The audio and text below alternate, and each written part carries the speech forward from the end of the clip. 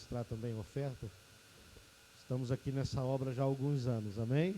E também os irmãos que já são da casa, em nome de Jesus, abra seu coração nesse momento em que nós vamos ministrar a palavra do Senhor, amém? Esse é o momento em que você vai direcionar todo o teu pensamento, né, para Deus, vai focar nessa mensagem, para que Deus entregue para você, né, aquilo que a tua alma está ansiando, aquilo que você veio buscar. Às vezes a palavra, nos primeiros segundos, minutos, já fala no coração de uma pessoa. Às vezes Deus já falou durante os louvores. Às vezes você vai receber aquela palavra que a tua alma anseia, no meio do sermão. De repente, somente lá no final, próxima bênção apostólica, você vai receber uma palavra. Então é de suma importância que você agora dê toda a atenção a isso. Toda a atenção àquilo que Deus, né, quer entregar para a igreja, em nome de Jesus. Hoje nós trazemos uma ministração. Vocês estão vendo eu mancando aqui, eu estou com um problema no ciático, mas em nome de Jesus, amanhã já vai amanhecer bom. Com o seguinte título: Jeová Jireh. Quem já ouviu essa palavra, Jeová Jireh? Abra sua Bíblia sem demora aí, na primeira carta de Pedro. Primeira carta de Pedro, no capítulo 5, versículo de número 10. Quem encontrou, assentado mesmo, permaneça, mas diga amém. Quem ainda não encontrou, diga misericórdia. Nós vamos aguardar. Quem encontrou, diga amém, Jesus. A primeira epístola de Pedro, no capítulo 5, versículo 10, diz assim, preste bastante atenção. Ora, o Deus de toda graça, que em Cristo Jesus lhe chamou a sua eterna glória, depois de haverdes padecido por um pouco, Ele mesmo vos aperfeiçoará, confirmará, fortificará e fortalecerá. Diga comigo agora, o meu Deus, mas é com ânimo para quem quer receber algo de Deus. O meu Deus suprirá todas as minhas necessidades. Amém. O que significa a palavra amém? Assim seja em nome do Senhor Jesus. A palavra de Deus lá no livro, né, de Reis, ela conta a história de um profeta chamado Elias, um profeta que se colocou na presença de Deus e teve, né, que ser suprido por Deus em várias áreas. Essa mensagem de Jeová Jireh, o título Jeová Jireh, é um dos muitos nomes que Deus tem no Velho Testamento. Quantos aqui já pesquisaram os nomes de Deus no Velho Testamento? É um total de 72 nomes. Eles colocavam um nome em todas as coisas para que, né, esse Jeová Jireh, o que é um Jeová Jireh? Será que são vários deuses? Não, é um Deus que age na provisão, é o Deus que trouxe, né, a provisão no momento em que eles precisavam para suprir a sua necessidade. A palavra Jireh significa provisão, né? Então Jeová Jireh é o Deus que provê, é o Deus que não deixa faltar.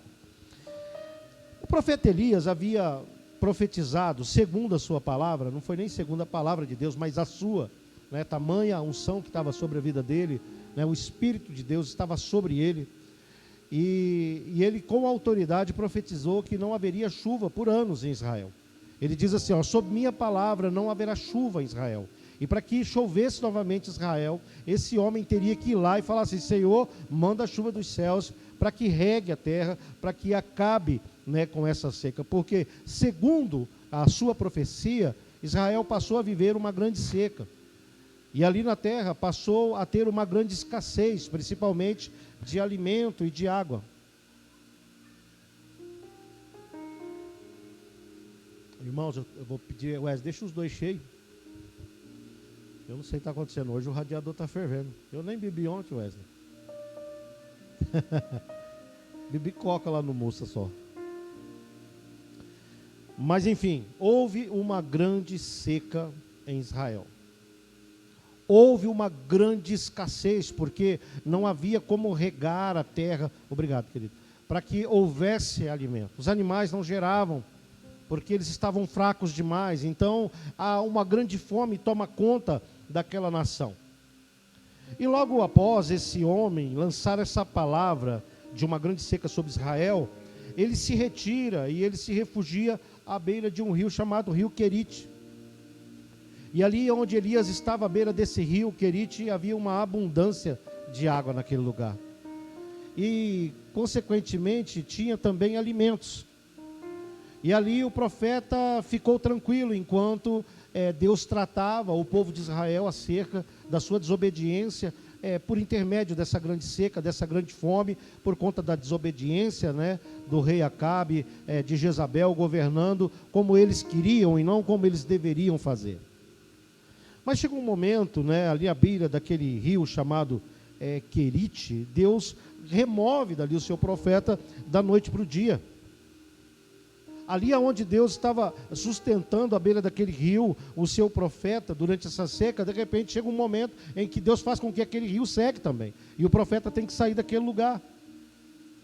Ele tira o profeta da zona de conforto onde ele estava e ele o manda para um lugar chamado Sarepta. Quem já ouviu falar sobre a viúva de Sarepta, né? Onde ela tem um encontro com este profeta Elias. Eu queria compartilhar com você agora, porque essa primeira palavra que nós lemos em 1 de Pedro, capítulo 5, fala de um Deus que nos trata, fala de um Deus que nos aperfeiçoa, que nos confirma, que nos fortifica e que também nos fortalece. Amém?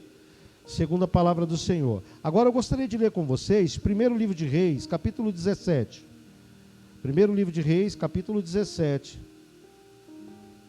E a leitura que eu vou fazer é um pouco extensa. Ela vai do versículo 8 até o versículo de número 24. Assentado mesmo, eu sigo a leitura. Versículo 8 de 1 de Reis. Primeiro Reis. É errado falar primeira de Reis, né? É primeiro livro de Reis.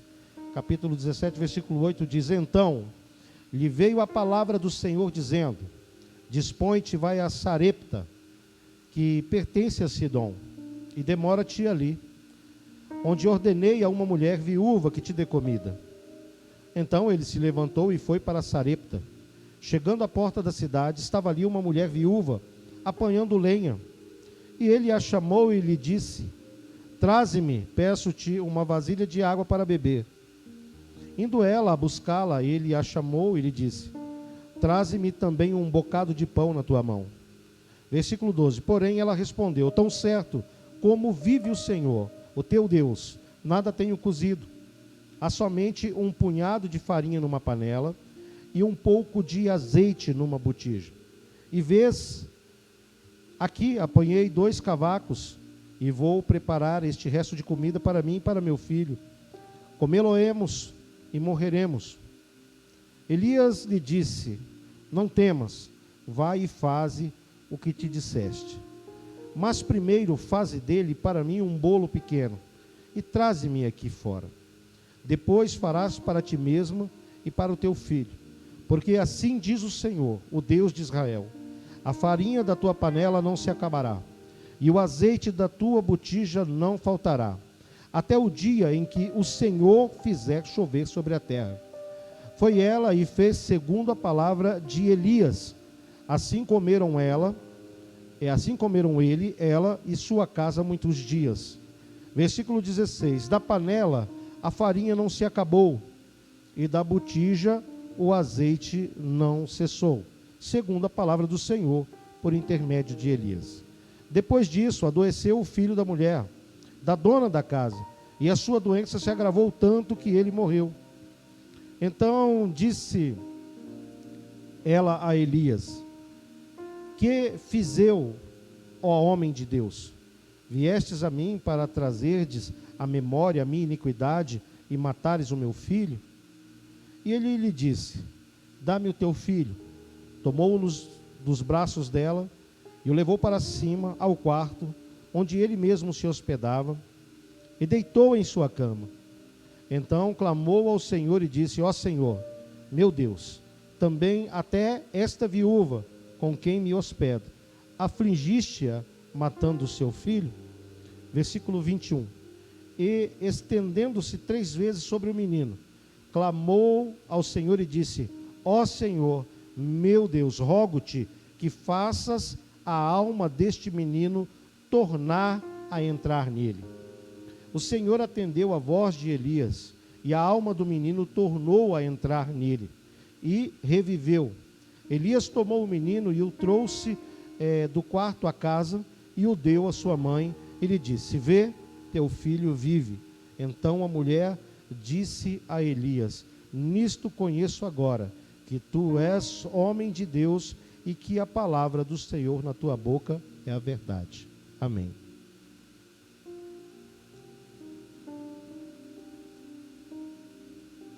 Irmãos, muitas vezes nós não entendemos os propósitos de Deus nas nossas vidas. Muitas vezes nós não queremos avançar porque nós temos medo. Agora há pouco a gente estava conversando, eu não sei com quem eu falava agora há pouco. Não sei se era com o Júnior ou era com a presbítera Milton lá fora, as pessoas que eu conversei, que eu falei que todo tipo de renúncia é difícil de fazer. Foi com o Júnior, né? Renunciar é difícil. Por isso que já tem esse nome pesado, né? É um nome pesadão, né? Renúncia. É difícil, né? Você vê aí, nós todo mundo doido para um e outro aí renunciar na política, não renuncia. É porque é difícil renunciar. É difícil você voltar atrás. E principalmente quando essa ordem vem de Deus. Não é verdade? Às vezes a gente está confortável demais com uma situação e Deus pede que a gente venha renunciar para que lá na frente a gente venha fazer algo muito maior ou viver algo muito maior e melhor, e nós estamos ali presos àquilo. Por quê? Porque nós temos uma visão muito limitada das coisas. A forma que nós olhamos não é a forma que Deus olha. A forma que nós planejamos não é da forma que Deus planeja. Quem sabe do nosso futuro, quem sabe o que nós vamos viver o amanhã, ou a partir do amanhã, é Deus. Quem sabe os próximos segundos da nossa vida, é Deus quem sabe. Está circulando na internet um vídeo de um pastor dominicano, pregando, onde que ele começa a falar, dá glória a Deus, ele cai, puf, ele morre, lá da República Dominicana. Nós não sabemos o que vai acontecer daqui a pouco, não é verdade? Mas tudo pertence a Ele, né? É para Ele, por meio dEle, para Ele que nós vivemos e que nós devemos fazer todas as coisas. Também nós não entendemos o porquê Deus nos leva às vezes em lugares que saem completamente fora do nosso contexto de vida, ou seja, do nosso cotidiano, a fazer algumas coisas que não era comum que nós viéssemos a fazer. Mas talvez nós pensamos que não seria comum fazer, mas seria. O fato é que nós nos acomodamos com algumas coisas. Eu estava aqui pensando, um pouquinho antes de começar o culto, que eu disse sobre aquelas águas lá de Ezequiel 47, em que o anjo do Senhor, né, o Senhor pega o profeta e leva, e mostra todo um rio para ele, aquela coisa maravilhosa. E ele vai caminhando à margem do rio, a ponto de chegar num momento em que ele fala, olha, mede 1000 côvados aí. E entra. E ele mediu 1000 côvados e entrou, e as águas cobriram o seu tornozelo. É como se você estivesse caminhando na beira da praia, ou de um lago artificial, né? E ali você molha somente até os teus tornozelos. Quem já teve essa experiência? Já caminhou? Quem caminhou descalço na beira da praia? Levanta a mão. É gostoso demais, não é não? Ou na beira de um lago, de um rio, ou pelo menos você sentar na beira de um rio e sentar assim, molhar os teus pés nas águas. Quem já fez isso? Sentiu aquele frescor? É isso que eu imagino que naquela visão o profeta sente. Ele sente aquela água pegando nos pés dele. Mas o que Deus tinha para ele ia mais além do que os tornozelos. E Deus fala para ele, se você medir mais 1000 côvados, você vai ter uma nova experiência. Então, saia do lugar onde que você acha que está confortável, porque os seus pés estão, né, refrigerados, e caminhe mais 1000. E caminhar mais 1000 talvez seja um pouco mais cansativo. E ele teria que renunciar àquele primeiro instante em que ele molhou os pés, para que ele entrasse e andasse um pouco mais. Mas então ele tem uma nova experiência, porque já chega nos joelhos. Então já não é mais somente os seus pés que recebem esse refrigério no corpo, mas sua canela e o seu joelho. Então começa a subir pelo seu corpo já um frescor diferente. Mas ainda assim Deus fala, ainda tem mais 1000. Se você quiser pedir mais 1000 e um pouco mais adiante, você pode também. É só você renunciar aí onde você está no joelho.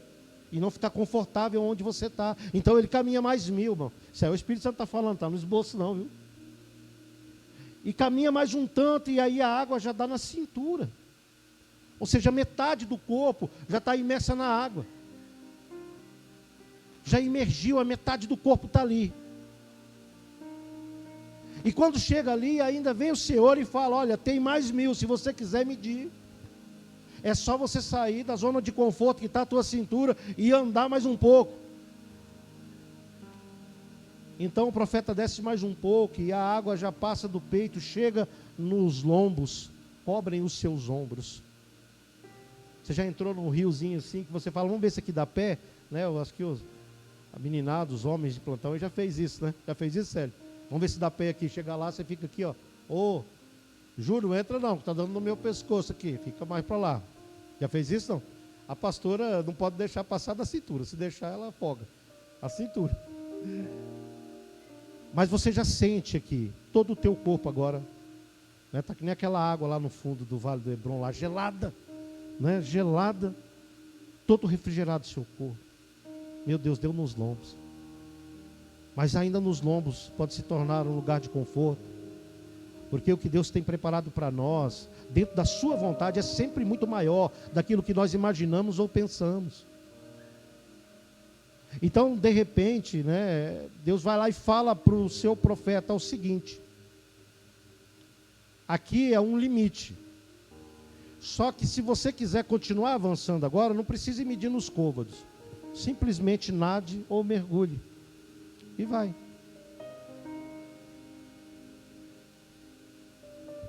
Aqui nós olhamos para a vida de Elias e ele está à beira desse rio chamado Queirite, se fartando com água abundante, tendo o que comer.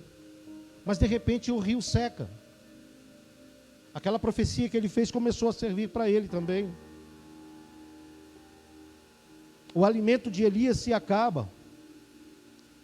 Então, nós vemos agora um grande homem de Deus, um grande profeta que Deus levantou sobre a terra, à beira de uma grande necessidade, com escassez de água e de comida. Hoje, por exemplo, particularmente, estou com a boca muito seca, então vou beber muita água.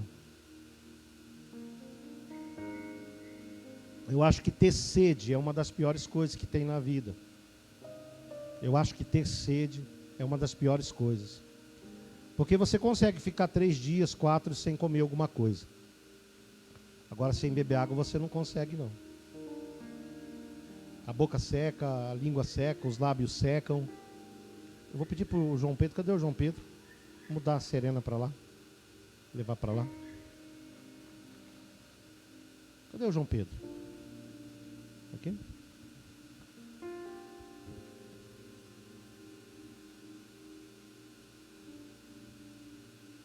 Então nós vemos esse homem de Deus à beira dessa grande necessidade, mas também nós observamos um Deus trabalhando para suprir a necessidade desse homem. E não somente a desse homem, mas havia uma pessoa que havia clamado, havia uma mulher que tinha pedido em oração, havia uma mulher que estava desesperada, uma mulher que sabia que aquilo que ela tinha na sua casa era tudo. E a partir do momento em que ela fizesse aquele bolo, em que ela comesse com seu filho e tomasse aquela água, eles esperariam a morte chegar. Então nós olhamos para um Deus que trabalha na hora da necessidade dos seus filhos. Se você analisar, Jeová Jireh é o Deus da provisão, Jeová Rafá é o Deus da cura, Jeová Shalom é o Deus da paz. Havia Jeová Samá, ou Chamá, né? E Jeová Samá significa Deus está presente nesse lugar. E todos esses adjetivos que nós vemos aqui relacionado a Deus, são momentos em que Deus age na vida do ser humano, em que ele precisa. É o momento da cura, é a cura. É o momento da escassez, é a provisão. Mas tudo isso envolve a fé. Quando Paulo ele fala assim que ele pode passar todas as coisas, como eu digo sempre, que não é dizer de prosperidade financeira, especificamente financeira. O que Paulo ele está relatando é que ele pode passar por escassez. Ele pode estar tanto na escassez, como depois vir a abundância sobre a vida dele. Que ele pode estar tão tranquilo, mas depois pode vir a tempestade. Ele pode passar por todas essas coisas, porque Deus o fortalece por intermédio da sua fé. É por intermédio da fé. Elias estava à beira do Querite, seca o rio, mas ele continua com fé e obediente, porque Deus fala para ele sair e procurar um lugar, e vai chegar lá, vai encontrar uma viúva. Assim como Abraão estava lá, né, sossegado, trabalhando em Ur dos Caldeus, cuidando da sua família, e Deus de repente lá em Gênesis capítulo 12, fala assim: Abraão, sai da tua terra, sai do meio da tua parentela, e vá para o lugar que eu vou te mostrar. Se você for pegar a tradução da Bíblia hebraica, simplesmente ela fala assim: Abraão, sai da terra e vai. Só isso. E ele vai, ele obedece a Deus e vai. Quarta-feira nós falamos aqui sobre obedecer a Deus, quando nós ministramos a palavra tema da campanha. Obedecer a Deus, ser fiel a Deus. Alguns domingos atrás nós falamos em Deus como a prioridade máxima da nossa vida. Quando nós entendemos isso, então nós vivemos melhor. Não é que as lutas vão cessar, que nós não vamos parar de batalhar, porque é a nossa vida. Irmãos, nós nascemos em meio a uma guerra. E temos batalhas cotidianas. Essas batalhas são os leões que nós temos que derrubar todos os dias, senão ele vem e nos devora. Devora nossos sonhos, devoram nossas famílias.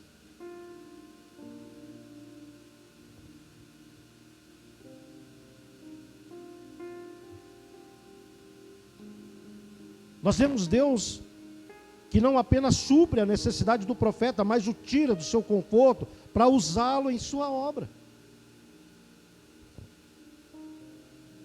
Havia uma mulher com necessidade, havia o filho dessa mulher com necessidade. Imaginem só a situação daquela mulher. Tempo de seca, tempo de fome, não tinha um provedor da casa, não tinha um homem, não tinha um marido. A Bíblia é clara em dizer que esta mulher era uma viúva. E só vivia ela e o seu filho apenas. Não tinha quem fosse lá e levasse para ela uma cesta básica, irmãos. Ela estava convicta disso, porque em tempo de escassez e fome, cada um por si e Deus por todo mundo. Esse é o pensamento medíocre do ser humano.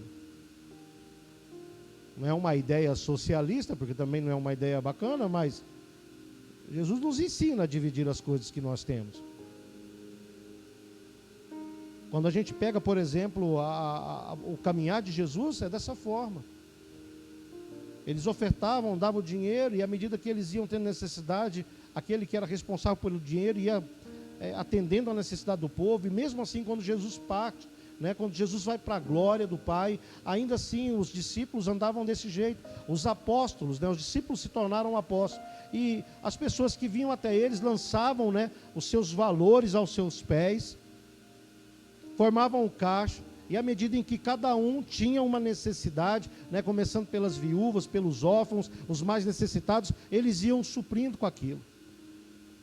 Mas nesse tempo, irmãos, de escassez, é difícil. Você imagine só que hoje é um dia de primícia, sempre bom falar sobre isso no culto das primícias, dos alimentos. Se hoje, você tendo o seu celeiro abastado, já é difícil você trazer 1 quilo de alimento para compor uma cesta básica, imagina você com fome. Se nós, irmãos, estamos abastados e somos egoístas a ponto de não pensar no outro que tem fome, imagina a gente com fome. E agora você pega isso e se coloca na situação dessa viúva. Porque ninguém vai querer dar o bocado de farinha para você. Ninguém ia querer te dar o azeite, sabe por quê? Porque cada um estava preocupado em cuidar do seu próprio azeite, da sua própria vida. Mas isso é diferente daquelas virgens, as nécias e as prudentes. 5 gastaram né, com irresponsabilidade. E as outras não quiseram dar, porque é um contexto diferente. Nesse contexto que estamos falando, Deus ensina a nos dar. Como ninguém atendeu essa viúva, Deus ouviu a oração. Deus pega a situação do profeta, envolve o profeta numa situação em que ele iria abençoar a vida do profeta e abençoar a mulher através da vida do profeta. Mas até a chegada, até aquele momento em que ela está lá catando 2 cavacos de lenha, ou seja, 2 pedacinhos de madeira, para cozinhar um punhado de farinha que dá nas mãos, e pegar um pouco de azeite que talvez dava só para belar o fundo da panela. Qual era o sentimento dessa mulher? É o sentimento de quem já, se Deus não fizer alguma coisa, acabou tudo. A gente vai comer e vai morrer, que nem é o mesmo pensamento quando Agar está no deserto, e lá Ismael começa a morrer, ela vai salivando a sua língua e passando a língua do menino, que era a única coisa que ela podia ainda dar para o filho. O menino aí, talvez lá com seus 12, 13 anos de idade, morrendo, não tinha água, não tinha nada. Ela sai da distância de um tiro de pedra do menino e senta para não ficar muito perto, ouvindo ele agonizando e esperando o menino morrer, e ela também.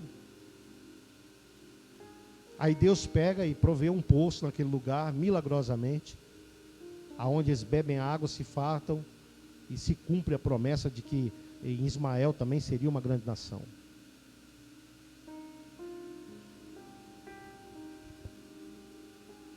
A palavra diz que essa mulher havia juntado lenha para sua última refeição. Havia também na vida daquela mulher uma crise estabelecida, escassez por conta da seca, fome para todo lado. Mas ela também era uma serva de Deus, era uma pessoa que estava em oração, era uma pessoa que estava exercendo a sua fé. Talvez era uma pessoa que estava arriscando andar um pouco mais no rio de Deus, afundar um pouco mais no rio de Deus. E o mais interessante que nós aprendemos num texto como esse, é que Deus supre a necessidade dos seus filhos. Já reparou isso? Por mais que a gente às vezes reclama da nossa natureza, né, reclamona de ser, de todos que estão presentes aqui, pode se queixar que Deus não alimentou. Você pode se queixar essa noite e falar que Deus é mau.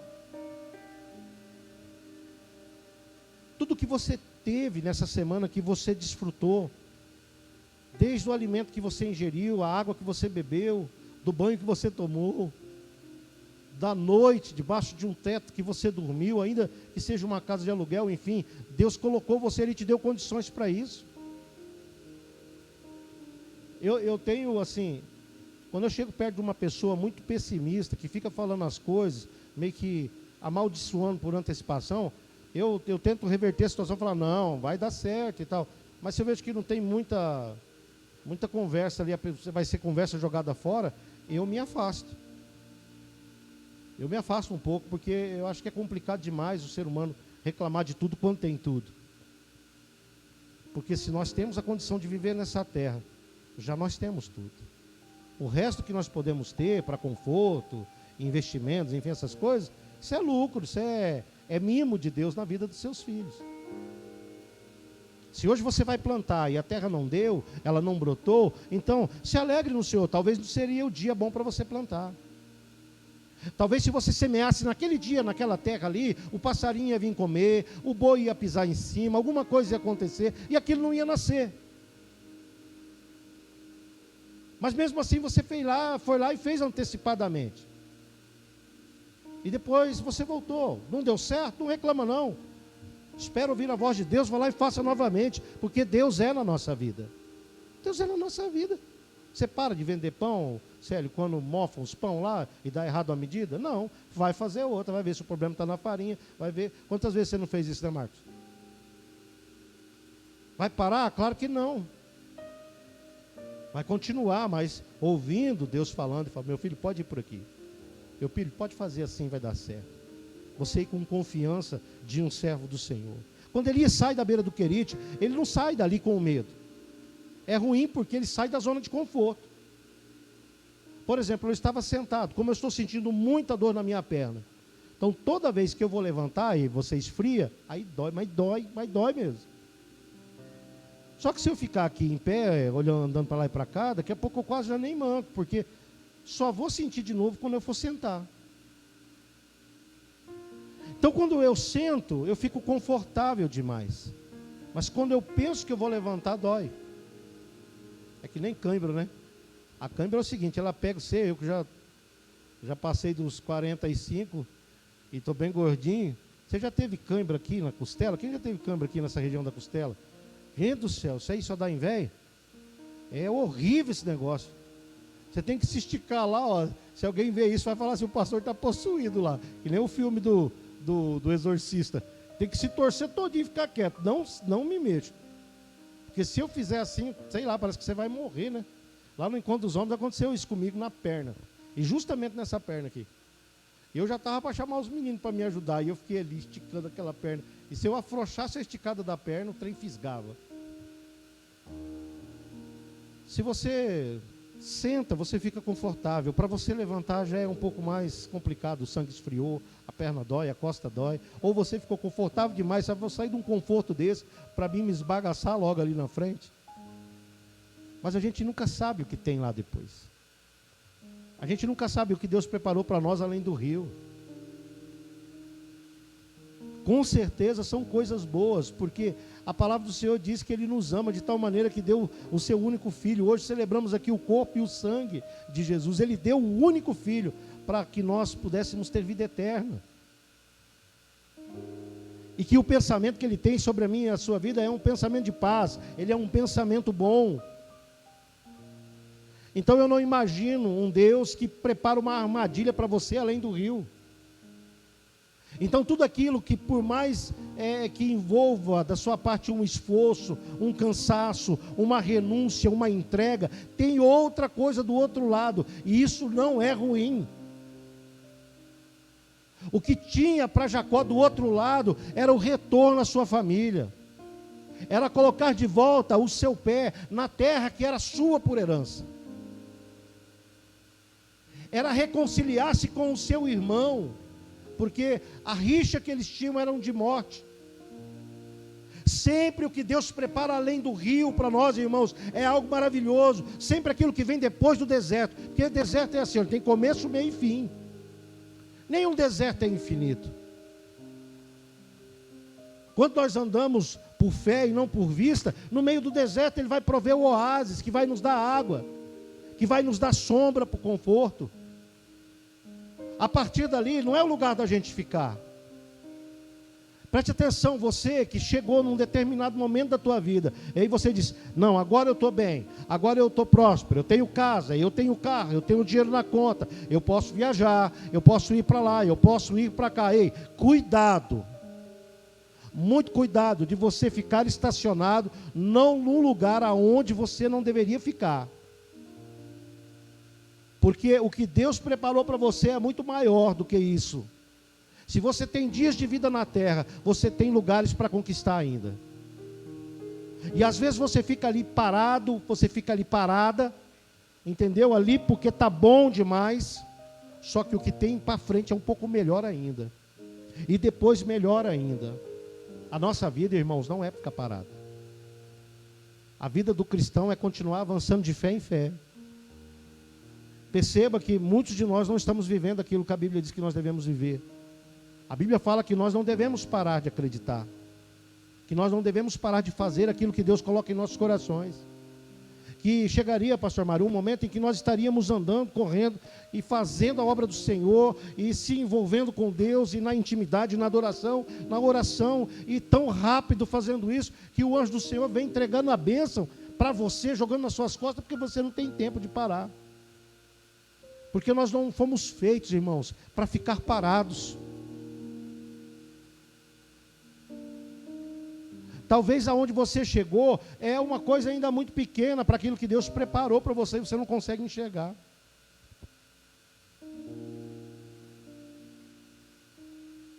Deixa eu dar um breve testemunho para vocês da minha vida passada, né? Não é a vida passada na questão do espiritismo, mas é antes de eu me tornar uma nova criatura. A maioria aqui conhece o meu testemunho, os irmãos que visitam hoje vai ouvir um pouco agora. Então, antes de eu me converter a Jesus, eu tive um problema na minha vida, né? Eu passei por uma situação e tive envolvimento com um crime e fui preso. Fui preso pela Polícia Federal. E quando eu saí da Polícia Federal na escolta, o primeiro presídio que eu fui ficar, eu fiquei quase um ano preso, foi o presídio de trânsito aqui de Campo Grande. Quando eu estava lá, na Polícia Federal, ali perto da Júlio de Castilho, lá é um lugar no porão que você fica numa cadeia, ela é limpinha, mas ela é toda clara, mas não é um bom lugar para se ficar. Cadeia nenhuma mas ali era uma coisa, um aspecto frio, sem privacidade, sem nada. E eu fiquei ali, foi 2 dias, 2 ou 3 dias, né? E dali eu fui levado para o presídio de trânsito. Quando eu cheguei no presídio de trânsito, já tinha mais gente na cela, mas tinha com quem você conversar, tinha um banheiro, já tinha as cortinas, tinha isso, tinha aquilo. E eu aguardando julgamento, fui ficando lá no presídio de trânsito, e lá no presídio de trânsito nós tínhamos 2 horas de sol por dia. Tinha todas umas regras lá que deviam ser seguidas lá dentro da cela e fora também. E eu fui me acostumando naquele lugar, por quase 3 meses eu me acostumei. E um próprio agente, amigo meu, falava para mim, ele me chamava de Betão, chama até hoje. Ele falava assim: Betão, é melhor você ir para penal, para você ir para máxima, para você ir para algum lugar. Aqui no trânsito não é bom, porque lá você vai trabalhar, você vai fazer alguma coisa até sair teu julgamento e não sei o quê. E eu não queria, porque eu não queria sair de lá. Eu estava num estado confortável. Eu tinha uma cama lá para mim, não precisava dormir no meio dos outros. Saía 2 horas no sol, me exercitava, voltava. Não tinha problema. Mas aí, uma vez com desentendimento com outro preso lá e conhecia lá, os caras pegaram e me mandaram, depois da rebelião lá para a máxima. E eu tive que ficar lá. Quando eu cheguei lá, eu falei: meu Deus, eu não quero ficar aqui não. Minha esposa foi me visitar lá, ficou abismada, porque estava tudo queimado, tudo estragado, sem luz, sem água. Falei, estava feio lá mesmo. Mas mesmo assim eu fiquei um fim de semana na máxima. E depois me levaram lá para o centro de triagem, Anísio Lima, que é entre a penal e a máxima. E ali eu fiquei o resto da minha cadeia. E tudo aquilo que o meu amigo dizia lá para mim aconteceu. Porque eu cheguei lá, fiquei 10 dias, sabe, empoleirado, dormindo numa cela só, com 34 pessoas. E fiquei só esses 10 dias porque eu quis ficar, porque eu falei para ele: não, você não vai me tirar antes não, porque você tirar eu antes daqui, os outros presos vão me matar, falar que eu estou, né? E fiquei 10 dias naquele lugar, e depois fui, e virei cela livre. E chegou um momento da minha cadeia que eles me trancavam só para dormir. E eu trabalhava na manutenção do presídio, eu coordenava lá as costuras de bola, os negócios lá que eles faziam. Então eles abriam 5 da manhã e falavam: sai, você vai mexer nisso, naquilo, cuidava da horta. Só trancava para dormir. Qual a lição que eu tiro disso? É quando a gente se estabelece num lugar e fica confortável demais. E a gente começa a pensar que não tem outro lugar melhor do que aquele para a gente estar. E isso que é o motivo de muitos crentes, né, terem os seus sonhos, os seus projetos, coisas futuras abortadas. Porque Deus não fez você para ficar parado ali. Deus fez você para você continuar avançando. Continuar avançando. Eu sei que tem algumas pessoas que ficam criticando: porque o pastor Roberto tirou a live do Facebook. Porque, irmãos, tem que vir para a igreja. Porque se o crente não vir para a igreja, vai dizer que a pandemia venceu ele. Sabe por quê? Porque a gente não deixa de atender nosso cliente na pandemia. Obrigado. Amém? Jurandir, está aqui? Seja bem-vindo, viu, Jurandir? Deus abençoe.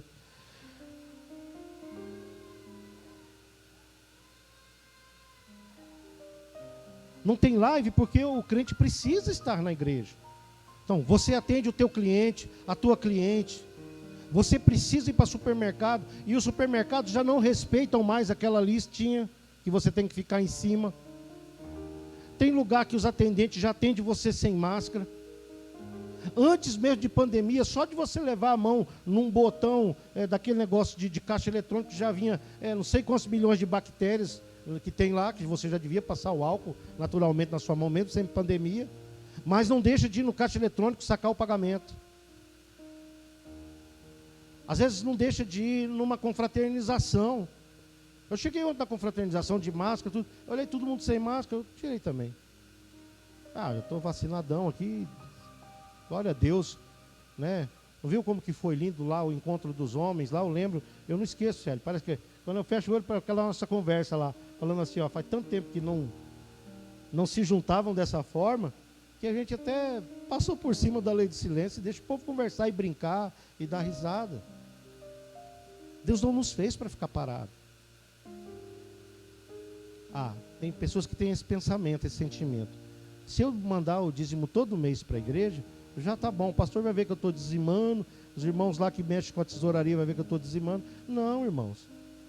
A questão do dízimo e da oferta, isso são obrigações bíblicas que coloca na vida do crente.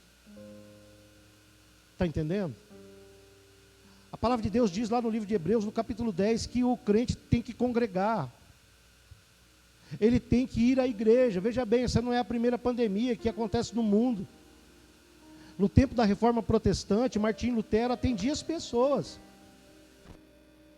Mas ele nunca dizia para elas pararem de ir na igreja cultuar. João Calvino fazia sua obra, mas não dizia para as pessoas que elas deveriam parar de adorar a Deus. Eu entendo que isso que nós vivemos para nós é uma novidade muito grande. E teve realmente momentos em que nós tivemos que parar. Eu suspendi cultos, vocês lembram disso? A gente ficou mais de um mês fazendo live, só live, obedecendo a lei que se estabeleceram aqui na terra. Mas chega um momento, irmãos, que a gente tem que continuar avançando. Lembram quando eu ministrei aqui sobre Mispá e Sem? Que lá no meio, né, Samuel para todo o povo de Israel, levanta uma pedra grande, faz um altar e diz assim, Ebenezer, porque até aqui nos ajudou o Senhor. E a palavra Ebenezer não significa até aqui nos ajudou o Senhor. A palavra Ebenezer significa pedra de ajuda. Nós chegamos na metade do caminho, mas nós chegamos porque Deus nos abençoou, porque Ele nos ajudou. Agora tinha outra metade para frente que ele tinha que percorrer. Porque se ele para em Ebenezer, eles não chegam a Senha, onde eles tinham que estabelecer o acampamento dos israelitas. Então é isso que a gente precisa entender. Se a gente ficar, Elias lá na frente vai ter uma crise, vai ter uma depressão, ele não quer ir para lugar nenhum. Isso é uma outra coisa que acontece na vida do cristão, mas é uma outra ministração. Nesse momento, Deus mostra para ele que ele ficar deitado na beira daquele rio, onde tinha água abundante e onde tinha comida, já não era mais viável. Talvez foi o próprio Deus que tocou no rio para que cessasse a água, eu acredito nisso.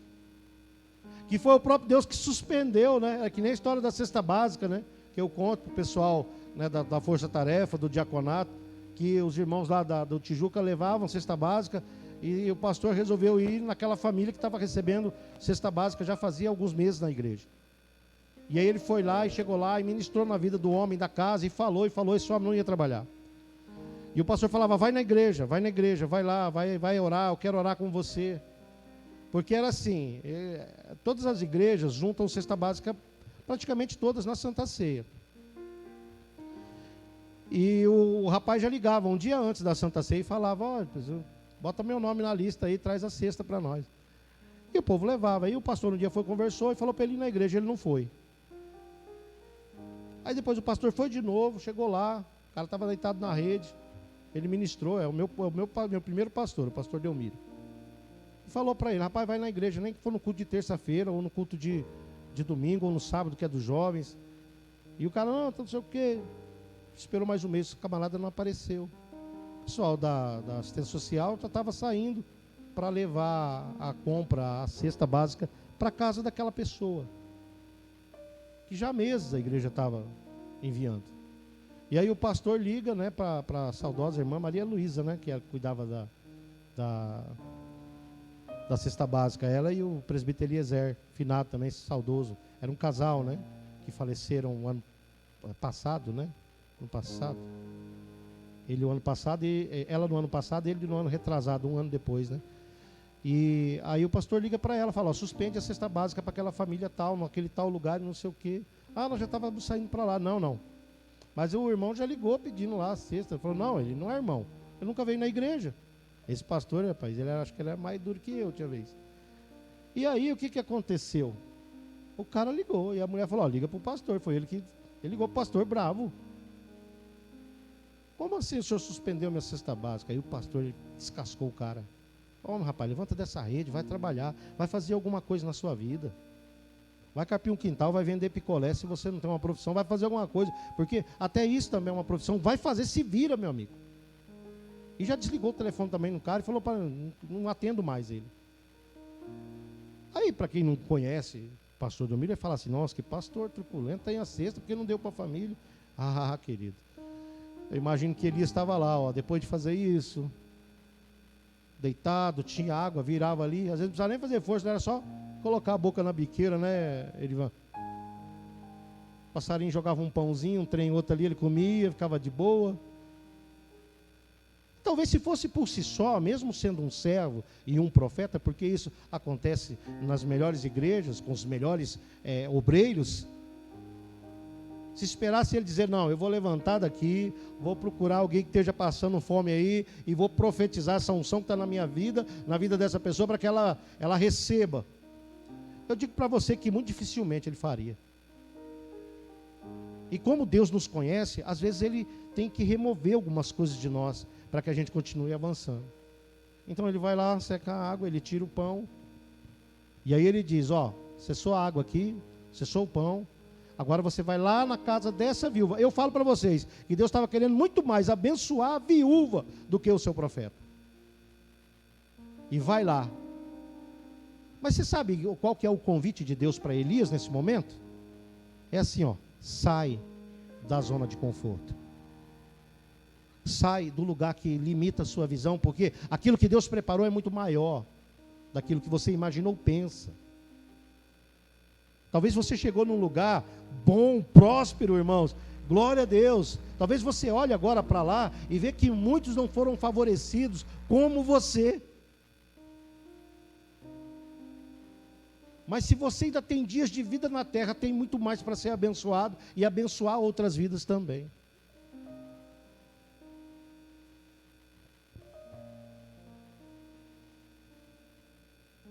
Havia fome para todo lado. Mas esta mulher também era uma serva de Deus e Deus supre os seus. Como deveria ser difícil a situação daquela irmã naqueles dias. E quando tudo parecia ser o fim para aquela mulher e o seu filho, quando a morte era a única alternativa, então Deus provê ao seu profeta e também à viúva e seu filho. Mas sabe por quê, irmãos? Porque ele é Jeová Jirê. E o Jeová Jirê é aquele que provê, é aquele que traz para você a provisão. Ele provê em todas as áreas da sua vida que você necessita. Dos 72 nomes que Deus tem no Velho Testamento, cada um significa uma coisa. Mas é o mesmo Deus agindo na necessidade diferente de cada filho. Quando os hebreus caminhavam no deserto, e as cobras, os animais peçonhentos, picavam eles com veneno, em que foi levantado aquela serpente de bronze no deserto, que aquela serpente, você tem que entender a simbologia bíblica, ela já representa a cruz, não a serpente do Éden, mas aonde eles tinham que passar por baixo dela, para que eles fossem curados. Para que eles fossem curados ali naquele lugar. Como era chamado Deus naqueles dias? Como eles chamavam o Yahvé, que é o principal nome de Deus, que é o impronunciável? Porque nós conhecemos Yahvé, Javé, Jeová, nós conhecemos como o El Shaddai, o grande eu sou, Elohim, ou Elohim. Naquele momento em que eles passavam por debaixo daquela cobra, ele era chamado de Jeová Rafá, que era o Deus que curava. Eu não me lembro como se chamava o outro nome dele, que é quando ele abriu a terra e engoliu 22 mil pessoas. Mas ele era chamado Deus que fere também. E não é só o Deus que cura, mas o Deus também que fere. Ele ser o Jeová Jireh na minha e na sua vida é uma promessa para quem acredita nele. É uma promessa, irmãos, para quem tem fé. É uma promessa para quem não quer ficar parado só nos tornozelos, não. É uma promessa que ela vai acontecer na nossa vida a partir do momento que nós começamos a marchar. Quando Israel parava e não era o descanso programado, Israel começava a perder. O povo de Israel era tão acostumado, porque fala assim, ó, se Josué marchava, todo Israel ia com ele. Não ficava ninguém para trás. E porque o Israel todo ia com eles, e eles tinham o mesmo pensamento, eles venciam as batalhas porque Deus concedia a eles. Ele é Jeová Jireh na vida dessa mulher, na vida de Elias, na vida do filho dessa mulher, é o Deus da provisão. Talvez era nisso que o salmista estava pensando, quando ele diz assim, eu elevo os meus olhos para o monte, de onde me virá a provisão, de onde me virá o socorro. O principal socorro, né, é o Deus que fez os céus e a terra. É o meu Deus em quem eu confio. É o mesmo Deus que Samuel exalta naquele momento em que ele diz, Ebenezer, até aqui nos ajudou o Senhor. E ali certamente ele faz uma oração para o Deus da provisão, porque durante esse percurso, né, ele não morreu de fome, as pessoas não morreram, tiveram o alimento, tiveram a água, tiveram a sua cobertura. Eu não sei se aquela mulher fez uma oração poderosa a Deus, mas de uma coisa eu sei, segundo aquilo que eu já li na Bíblia e entendi, que todas as vezes em que Deus olhou dos céus para um filho na terra, é porque o coração daquela pessoa estava clamando ao Senhor. Quando Deus olha lá de cima e vê toda aquela iniquidade na terra, o povo casando, se dando em casamento e todas aquelas coisas todas, Ele olha para um homem chamado Noé e vê bondade naquele homem. Então ele atende o anseio da alma. Talvez Noé nem precisou orar. Talvez a tua indignação de ver aquelas coisas erradas, as pessoas, né, não reconhecendo Deus na vida delas, fez com que Deus estivesse atento a eles e poupou somente eles. Ou quando Abraão sobe no Monte Moriá e vai sacrificar o filho, e Deus fala, não, cordeiro, já aprove o cordeiro, está ali o cordeiro. Ele olha para as pessoas, irmãos. Ele olha para mim, Ele olha para você. Se nós temos uma vida digna com Ele, a palavra de Deus não fala lá, o apóstolo Paulo diz, todas as coisas cooperam para o bem daqueles que amam a Deus, daqueles que amam a Deus, irmãos.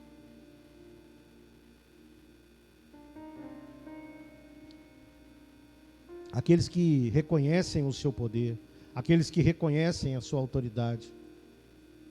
Aqueles que sabem que não há Deus nenhum acima dele, que não há caminhos que levem à salvação se não for por intermédio do seu Filho Jesus, que nós não somos nada nessa terra se não for a unção do Espírito Santo em nós, se não for o Espírito de Deus sendo essa força motora que nos faz caminhar, levantar todos os dias, enfrentar as dificuldades e vencê-las todas.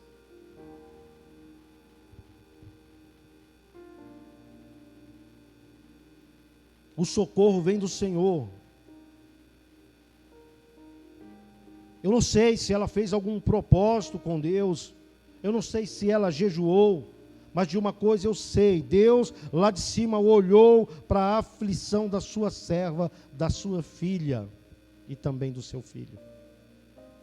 Deus viu a necessidade lá do seu profeta, mas também daquela mulher que estava pensando que ia comer e esperar a morte chegar. Quando Deus olha dos céus, queridos, e vê no seu coração a abertura para te abençoar, para trazer a provisão, para trazer a cura, para trazer a restauração, Ele move céus e terras também, para que você receba aquilo que Ele quer te entregar. E tudo isso não depende de Deus para nós, porque Ele já liberou. Nós não estamos aqui ordenando a Deus e mandando em Deus, não. Não, Ele já liberou. Agora depende de nós querer sair do lugar que limita a visão e dar mais um passo, e dar mais um passo. E a Bíblia nos ensina. Porque quando Pedro dava um passo, dava outro passo, olhando para Jesus, ele continua avançando sobre a água. Imagina só, irmãos, ele não se afundava. Mas quando ele olha, ele para de olhar para Jesus e olha para a dificuldade, olha para a tempestade, ele afunda, mas mesmo assim, Jeová está ali, Jesus está ali, tomando pela mão, trazendo para cima, fala, não, eu não quero não. Você se desespera. Homem de pequena fé, aumenta mais um pouco a sua fé. Mas pelo menos tinha um pouco de fé e os outros não tinham. Fé é tudo, irmãos. A fé em Deus é tudo que nós temos que alimentar dentro do nosso coração, porque as demais coisas vão se acrescentando, vão se juntando.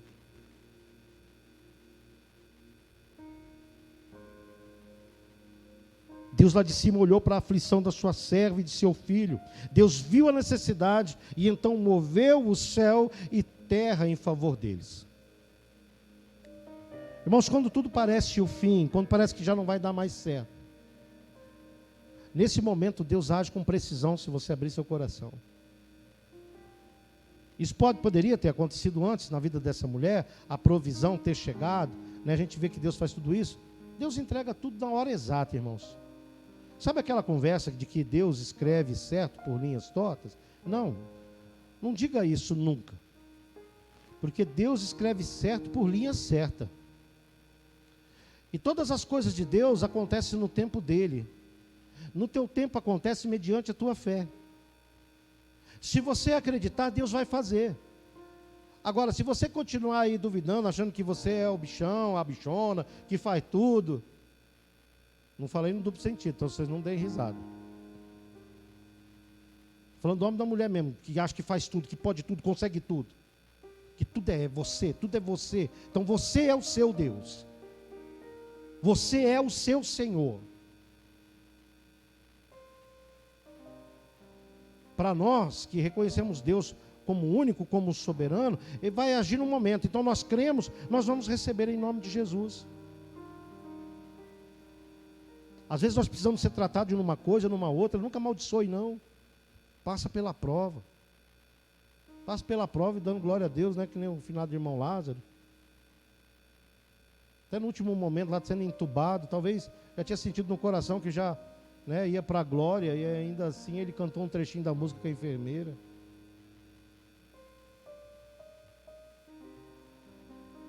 Quando vier chegar o nosso momento, irmãos, né, quando a gente tem esse pensamento, a gente deixa um legado extraordinário para a nossa família. A gente deixa marcas poderosas da terra.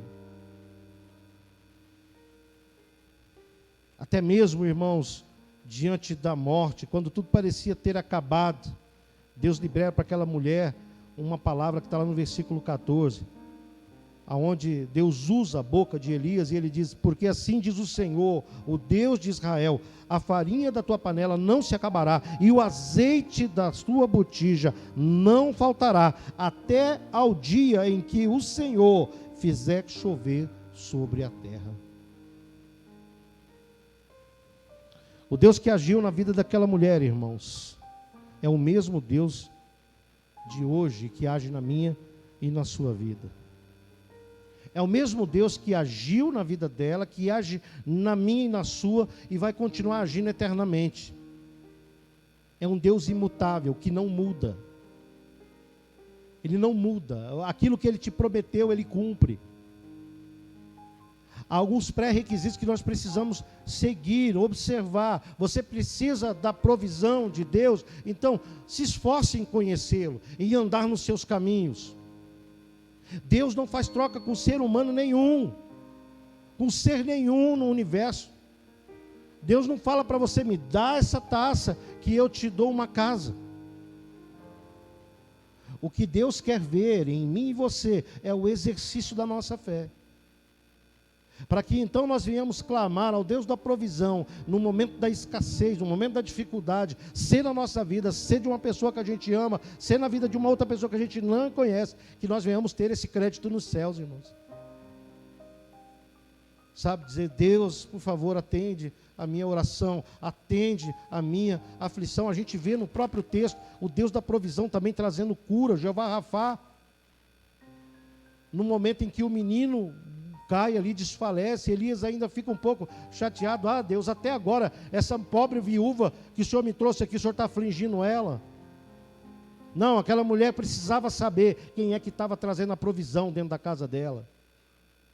Então Elias vai lá e profetiza a vida no menino, e o menino volta a viver, porque ele fala assim: Senhor, traz de volta, coloca de volta a alma dele dentro dele.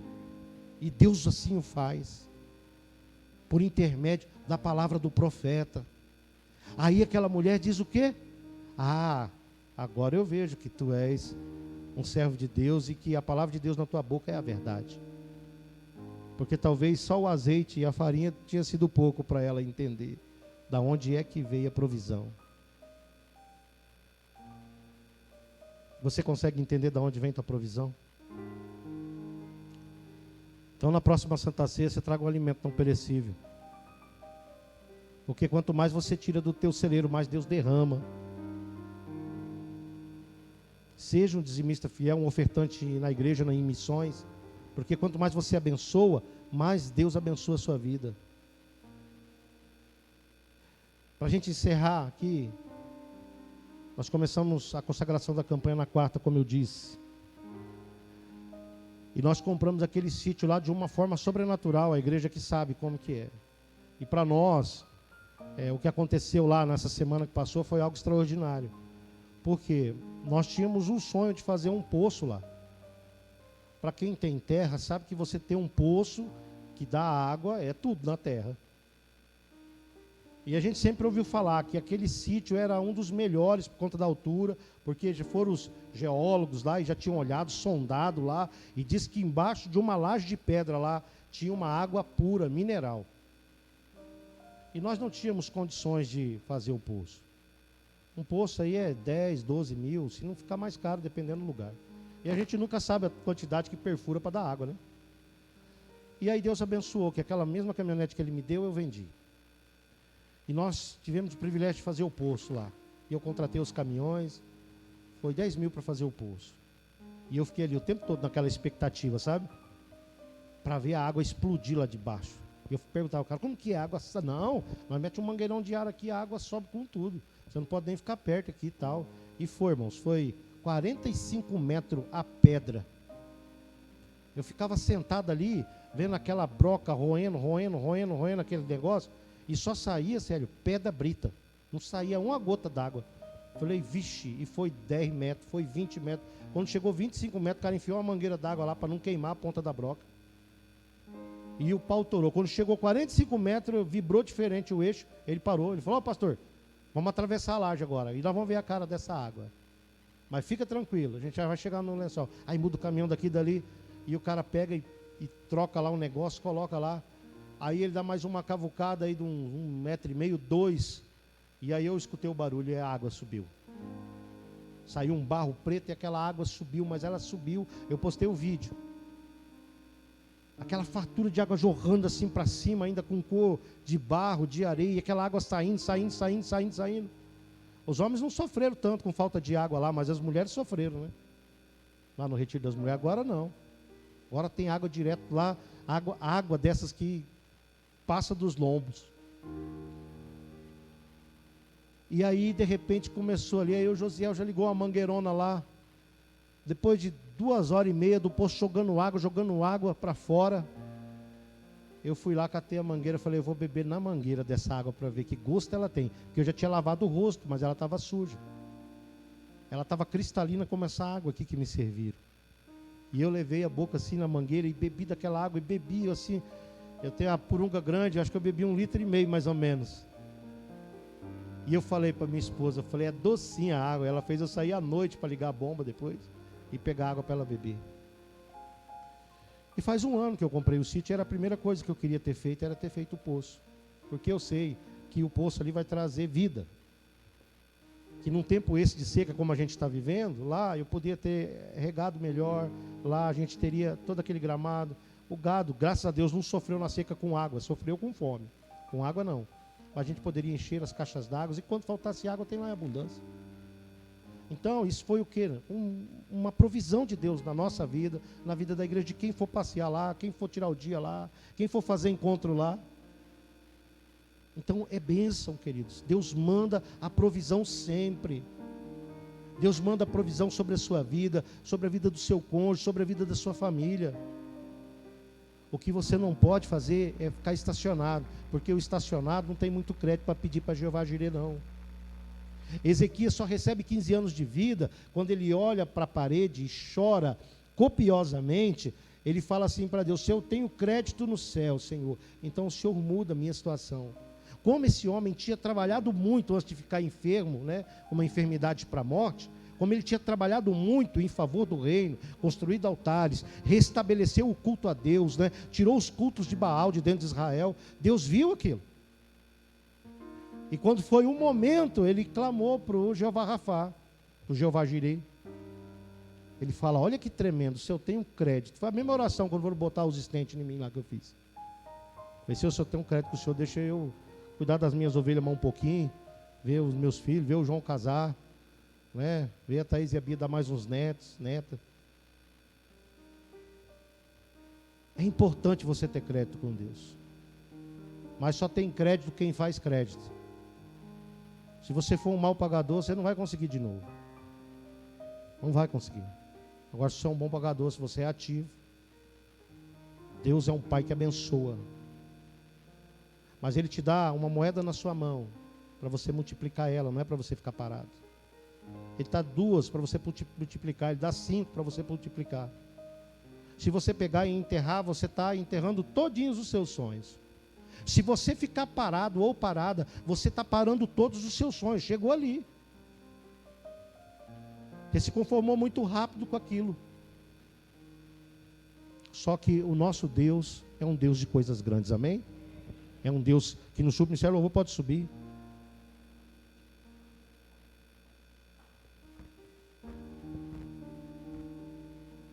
O mesmo Deus que agiu na vida daquela mulher é um Deus que trabalha para aqueles que nele esperam, irmãos.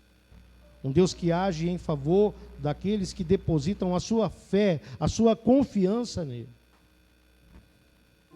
Há um Deus sobre a sua vida. Se coloque de pé em nome de Jesus. Há um Deus sobre a sua vida. E há um extraordinário amor dele por você. Ele está atento à sua fé. Ele está de olho no seu coração. Talvez você não conseguiu exercer a tua fé ainda, porque muitas coisas travam vocês. Você ou você, irmã, você, irmão. Mas até nisso Ele nos ajuda a ter fé. É só abrir o coração. Imagina como deve ter sido difícil para aquela viúva quando Elias fala: olha, pega, me traz um copo com água e traz para mim um pão que eu quero comer, eu estou com fome, traz um bocado. Até o momento da água, como ela deveria ter um pouco mais de água, ela não falou nada. Mas quando ele toca no assunto do pão, da comida, e era tudo que ela tinha, ele fala para ela: fique tranquila, vai lá e faça para mim um bolo pequeno, para que eu venha e coma, e me traga primeiro. Olha como que é tremendo, e me traga primeiro, e depois você volte, faça um para o seu filho e para você. E você fazendo isso, a panela da sua farinha não vai acabar, e o azeite da sua botija não vai cessar, enquanto não houver chuva sobre a terra. Está entendendo isso, não? Continue avançando. Eu não sei o que tem do outro lado do rio. É coisa boa. Diga comigo: o que tem do outro lado do rio é coisa boa para a minha vida. É coisa boa para a minha vida. Levante as mãos aos céus e aplauda Jesus. Jeová Jireh, Rafá, Nissi, Jeová Shalom.